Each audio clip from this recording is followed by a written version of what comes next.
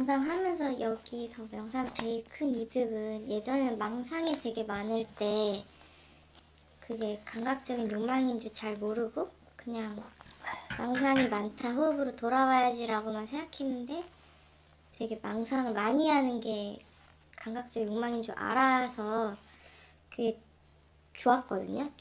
좋고 첫날, 둘째 날 도움이 많이 됐는데 이 해태원침 법문을 듣고 나서는 이렇게 강렬하게 그렇게 어떤 생각에 사로잡히는 건 아닌데 좀 점점 멍하고 조용히 끝나고 나서도 이제 정신 차릴 때마다 이제 호흡으로 돌아와서 꿈 내용이나 그런 애매한 희미한 내용은 흩어져가지고 여기 적을 말도 별로 없고 감각적 욕망인 것 같다. 사실 잘 모르겠다. 그리고 사실 그런 생각이 이렇게 희미해졌을 때 아주 즐긴 것도 아닌데 호흡으로 돌아오는 것보다는 이게 편하니까 이쪽으로 흘러간 게 아닌가. 그러니까 이게 이제 재미있고 이게 더 익숙한 것이잖아요. 욕망에 따라 흘러가는 게. 지금까지 우리가 그래 살아왔으니까. 욕망을 쫓아가는 건 되게 자연스럽고 편하고 익숙한 길이고 이제 이거를 꺾고 이거를 극복해서 뭔가 이제 욕망에서 벗어나고 또릿하고 이런 상태는 내가 좀 애를 써야 되거든요. 아직은. 애를 안 쓰면 또 금방 원래대로 돌아가요. 그러니까 이걸 이제 여기서 머물게 하고 이것이 나에게 유익하지 않은 것임에도 알면서도 여기를 벗어나지 못하게 하고 여기 무기력하게 빠져있게 만드는 그게 해태원침이에요. 그게 이제 사람을 게으르게 만들고 무기력하게 만드니까 분명히 이거는 나한테 유익한 게 없다고 보면서도 그냥 거기 빠져있는 거죠. 이걸 벗어날 수 있는 힘이 없는 거죠. 어떤 해로움을 가져오는지 그래서 이렇게 반조를 하면서도 이렇게 생각에 빠져있을 때 감각적 욕망이 되게 강렬하구나 이렇게 딱 알고 나서 좀 통쾌하고 또렷하게 내가 그걸 되게 좋아해서 알겠다 이런 기쁨이 있었는데 해태원침 속에 있다가 또 좀 멍하게 반조를 해서 그런지 좋지 않은 것 알기는 알겠는데 아주 확실히 이게 딱 안 좋은지를 안 좋은 것 같다 그러니까 이런 상태로 반조하게 되는. 그러니까 이제 그런 거죠.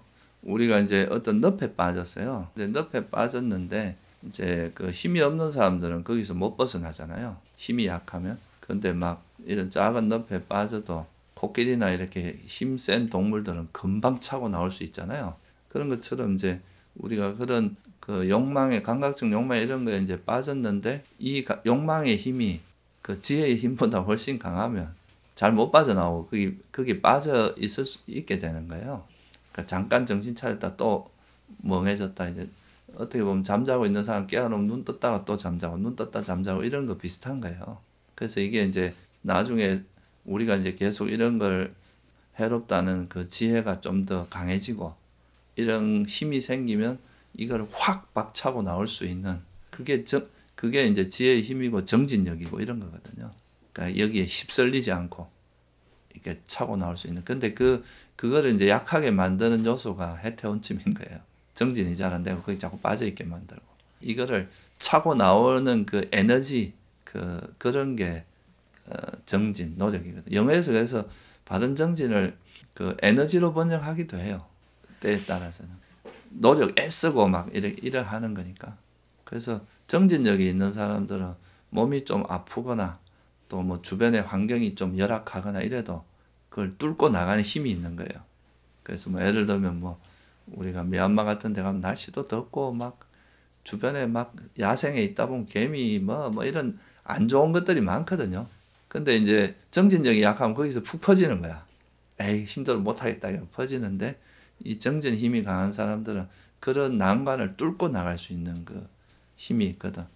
그러니까 이제 그런 것이 그거의 반대 현상이 해태원침이니까. 제가 원래 평소에 성격이 되게 들뜸이 많고 감각적 욕망도 많은 성격인 것 같아요. 잘 우울해지지 않고 뜨고 좀 충동적인 경향이 있거든요. 그래서 제가 어제 저녁에 딱 한 번 1시간 내내 숨을 한 번도 잃어버리지 않은 자성이 딱 한 번 있었어요.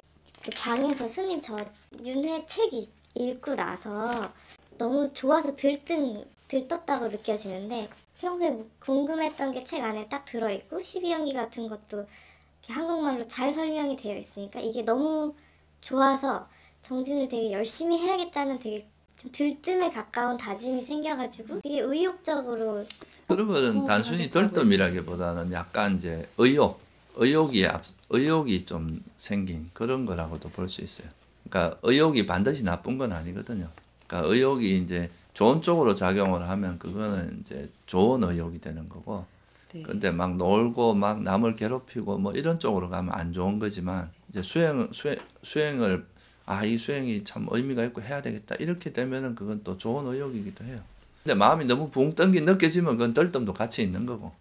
그 욕망과 들뜸과 의욕을 별로 잘 구분을 못하는 것 같은 게 그 정신이 잘 될 때도 내내 정신이 또렷하고 혼침이 오지도 않고 몸에 통증이 있지도 않았는데, 이게 별다리 이렇게 점점 더 예민해지니까 난방기 소리 팅 울리거나 이렇게 도반님들 숨소리가 들리면 싫은 느낌이 딱 올라오거나 아니면 싫지도 좋지도 않은 느낌이 올라오는 느낌도 되게 확실해지고, 거기를 마음이 갔다가 오는 것도 호흡에 기초해서 잘 알 수가 있었는데, 평온하긴 한데 그렇게까지 평온하진 않은 거예요. 아니 그거는 중요한 거예요.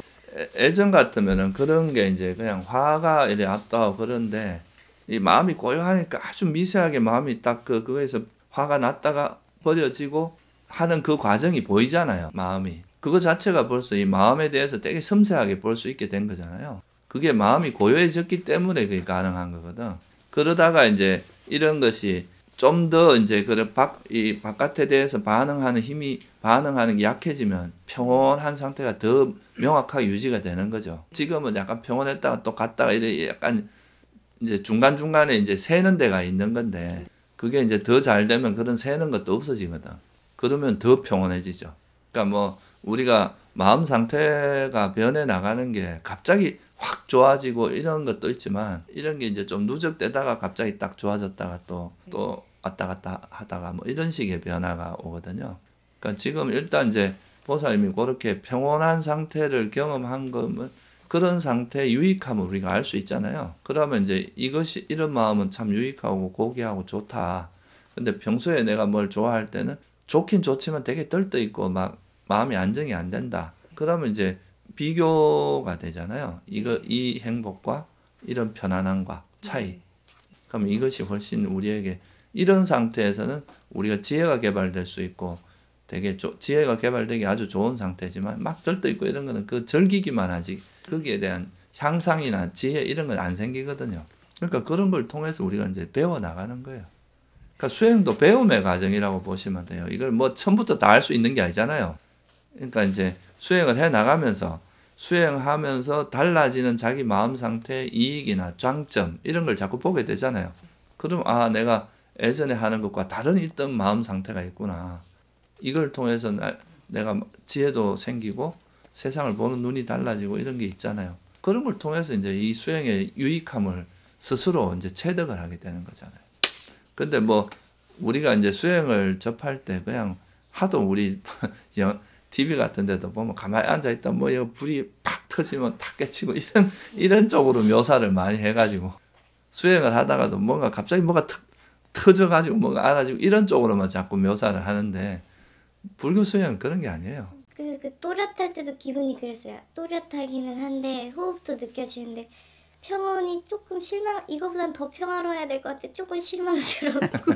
보살님이 이제 그 힘이 약해서 그런 거고, 그거는 이제 갈수록 점점 또렷해지고, 그러니까 수행이 깊어지면 정말 막 이게 각성되는 정도가 이제 보통 의식하고 완전 달라져요. 그건 이제 시간이 필요하다 이거. 예를 들면 뭐 운동 선수들도 처음에 좀 천재적인 재능이 있다 해도 처음부터 잘하는 게, 그게 여러 실수도 하고 이러면서 그게 이제 막 다양한 경험이 쌓여야 진짜 전문가가 되는 거잖아요. 아무리 재능이 있어도 그 어떤 훈련돼서 그게 이제 완전히 모든 웬만한 상황에서는 그걸 다 대처할 수 있는 그런 능력이 돼야 그게 진짜 훌륭한 선수가 되는 거죠.